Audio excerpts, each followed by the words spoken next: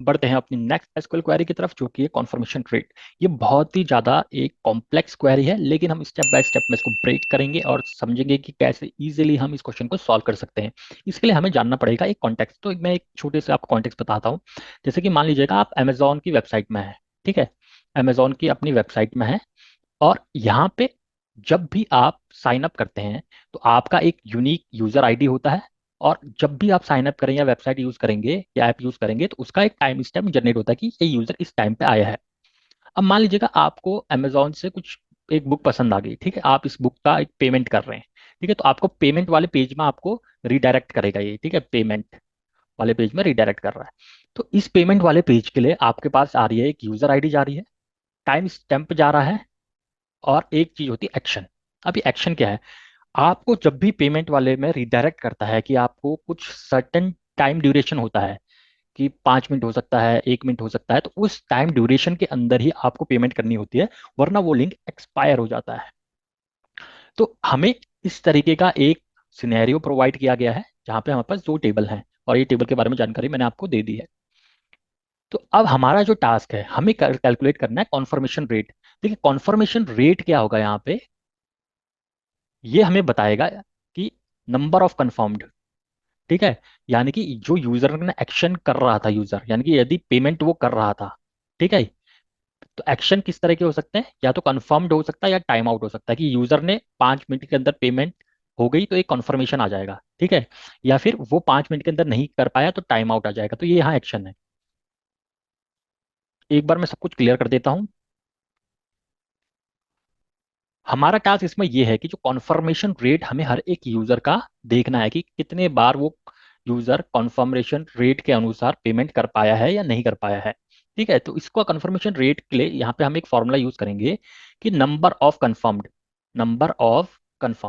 यानी कि जब भी यूजर ने एक पेमेंट कर दी है, ठीक है, उसको डिवाइड करेंगे total number of confirm request की। Total number of confirm request कितनी गई थी, ठीक है। हर बार ऐसा नहीं होगा ना कि यूजर पेमेंट कर ही देगा 5 मिनट के अंदर। तो हमें ये चीज आइडेंटिफाई करनी है। और ये भी है कि इसमें एक कांस्टेंट ये भी दे रखा है कि जो उसका यूजर का कॉन्फर्मेशन रेट होगा ना, एक तो फ्लोटिंग पॉइंट में होगा, और दूसरा उसमें जो डेसिमल के बाद, जीरो के बाद जो डेसिमल होगा, डेसिमल में हमें दो वैल्यू तक चाहिए, ये हमें चाहिए।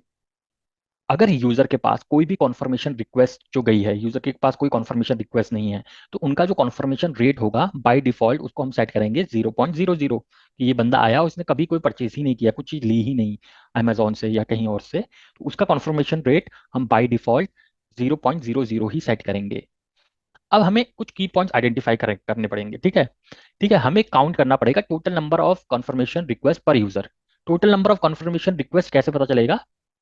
जब हम, जो हमारा यूजर का कॉन्फर्मेशन टेबल के अंदर एक्शन है, एक्शन के अंदर या तो यूजर कंफर्म करेगा या टाइम आउट करेगा, तो इन दोनों का समीशन लगेगा, यानी कि इन दोनों का सम, यानी कि यूजर का कोई भी कॉन्फर्मेशन हुआ किसी पेमेंट के लिए, या फिर वो टाइम आउट हो गया, तो दोनों को हम ऐड कर देंगे तो निकल जाएगा total number of confirmation request. और इसके अलावा हमें ये भी जानना पड़ेगा कि कौन सा जो यूजर है जिसने एक्चुअली कॉन्फर्मेशन रिक्वेस्ट भेजा और टाइम आउट नहीं हुआ, यानी कि वो 5 मिनट के अंदर वाला जो हमारा एग्जांपल है, 5 मिनट के अंदर उसने पेमेंट कर दी। तो उसके लिए क्या होगा? उस समय हमारा जो एक्शन होगा उस रो में उसकी वैल्यू क्या होगी? कॉन्फर्म्ड के इक्वल हो जाएगी, ये हो जाएगी। और अगर यूजर के पास कोई कॉन्फर्म रिक्वेस्ट नहीं है तो उसकी वैल्यू हम बाय डिफॉल्ट जो हमें क्वेश्चन में दे रखा है 0.00, ये हम सेट कर देंगे। तो इसी हिसाब से अब हम अपनी क्वेरी लिखना शुरू करते हैं। तो इतना तो हमें पता चल गया कि हमें सिलेक्ट करना है यूजर आईडी को। तो मैं अब दोनों टेबल को एलियास फॉर्म दे देता हूँ। पहले वाले साइन अप को मैं एस दे देता हूँ, तो S dot user underscore ID.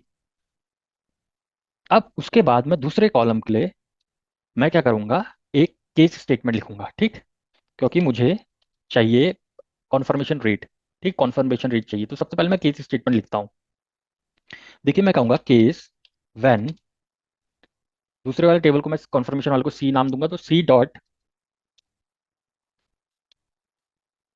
Action equals to, जब सी डॉट एक्शन हमारा कन्फर्म्ड के इक्वल आ जाए, कन्फर्म्ड, ठीक है, तो जो अब इसको एक न्यूमेरिकल वैल्यू हमें देनी पड़ेगी, देन 1, ठीक। और इसके बाद मैं इस केस स्टेटमेंट को एंड कर दूंगा। यानी कि जितने भी बार यूजर को, एक मिनट में सब हटा देता हूँ यहाँ से, जितनी भी बार यूजर ने कंफर्म्ड एक्शन किया है, यानी कि 5 मिनट के अंदर पेमेंट कर दी है, उन सारे पेमेंट्स को वन वन वन वन करके मैं वैल्यू दे दूंगा। ये मेरा पहला टास्क है। अब बढ़ते हैं हम अपने आगे वाले टास्क की तरफ। अब मुझे इन सब का ना, ये जो है केस स्टेटमेंट को, ये तो वन वन वन है, अब मुझे तो इनका क्या चाहिए, काउंट चाहिए। तो मैं इसके बाहर लिख देता हूँ काउंट। काउंट करो कितने बार यूजर ने कंफर्म्ड पेमेंट की है। तो ये हो गया हमारा आगे का स्टेटमेंट। अब क्योंकि हमें ये जो आंसर चाहिए, ये चाहिए हमें फ्लोटिंग पॉइंट में, तो जो भी रिजल्ट आएगा उसको मैं 1.0 से मल्टीप्लाई कर दूंगा, ताकि जो रिजल्ट आए वो आए फ्लोटिंग पॉइंट नंबर में। अब इसको मैं डिवाइड कर देता हूँ। देखो, टोटल नंबर ऑफ कंफर्म्ड को डिवाइड करना पड़ेगा हमें इस पूरे से, ठीक, यही था, इस पूरे से। तो इन दोनों के सम से मेरे को डिवाइड करना पड़ेगा। अब इन दोनों का सम कैसे निकलेगा, तो उसके लिए मैं काउंट करूंगा कि जितने भी यूजर होंगे ना मेरे पास सिस्टम में, उन सबकी आईडी को मैं सम कर देता हूँ, काउंट कर देता हूँ। तो सी डॉट यूजर अंडर स्कोर आई डी, इसको मैंने काउंट कर दिया है। अब इसके बाहर ना मुझे एक एक्सप्रेशन लगाना पड़ेगा। वो कौन सा एक्सप्रेशन होगा, वो होगा null if. Null if, null if का मैं यहाँ पे यूज कर रहा हूँ, और नल इफ के अंदर मैं यहाँ वैल्यू, एक एक्सप्रेशन और दूंगा। एक एक्सप्रेशन तो ये आ गया, ठीक। अगर हो सकता है कि यूजर आईडी का कोई सबमिशन हमें नहीं मिला है, तो पहले एक्सप्रेशन में यदि नल रिटर्न होगा तो वो उसको कन्वर्ट कर देगा जीरो में। अगर नल नहीं रिटर्न होगा तो वो इसको एक्चुअली काउंट, एक्चुअल जो काउंट होगा उस पे रिटर्न कर देगा। इसका मतलब ये है। अब देखिएगा, ये तो हमें मिल गया डिवीजन इन दोनों का। लेकिन अब यहाँ पे एक और प्रॉब्लम है कि हमें जो रिजल्ट चाहिए, ठीक है, रिजल्ट जो चाहिए वो हमें 2 डेसिबल प्लेस तक चाहिए। तो इसके लिए मैं यूज करूंगा राउंड। राउंड का यूज करते हैं, और क्योंकि 2 डेसिबल प्लेस तक चाहिए तो इसमें 2 लगा देता हूं मैं। अब हो सकता है कि ना ये जो सारी चीज है ये हमें रिटर्न करे नल, पर नल को हम किसी चीज से डिवाइड नहीं कर सकते, ठीक है, डिवीजन पॉसिबल नहीं होगा, तो इसमें जीरो डिवीजन एरर आ जाएगा। तो उसके लिए आप इसको हैंडल करने के लिए नल वैल्यूज को हम यूज करेंगे कोलैश,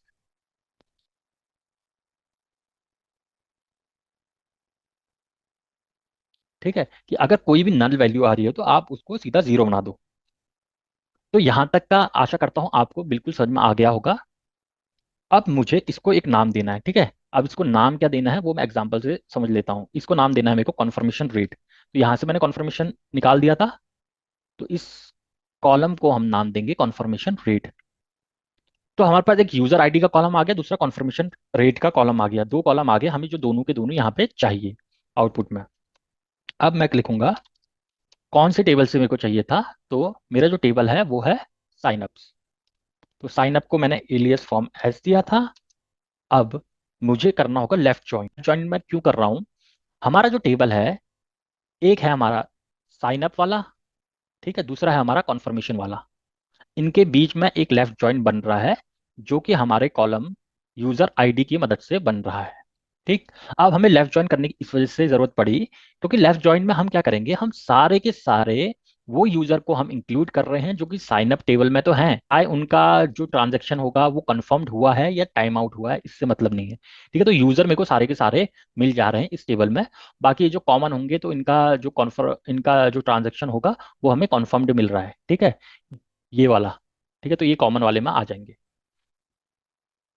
तो मैं लिखता हूँ लेफ्ट जॉइन, और दूसरे टेबल का नाम, जिसका नाम है कॉन्फर्मेशन, और जिसको मैंने एलियस फॉर्म दी है सी। अब हमारे पास जो कि कॉमन है वो है user ID on C dot user ID which is equal to S dot user ID, ठीक। अब इसको एट लास्ट में, क्योंकि मैं इतने सारे एग्रीगेट फंक्शन यूज कर रहा हूं, तो मैं यूज करूंगा ग्रुप बाय को, ठीक है, ग्रुप बाय को यूज करूंगा। और इस यूजर आईडी वाले कॉलम पे ग्रुप बाय को यूज करते हैं। अब एक बार इसको रन करके देखते हैं। देखिए हमारा सोल्यूशन एक्सेप्ट हो चुका है, एग्जैक्ट यही सोल्यूशन रिक्वायर्ड था। आशा करता हूं आपको मेरी वीडियो पसंद आई होगी। यदि पसंद आई है तो लाइक शेयर और सब्सक्राइब जरूर कीजिएगा। डेटा साइंस वाले को अपना कीमती समय देने के लिए बहुत बहुत धन्यवाद।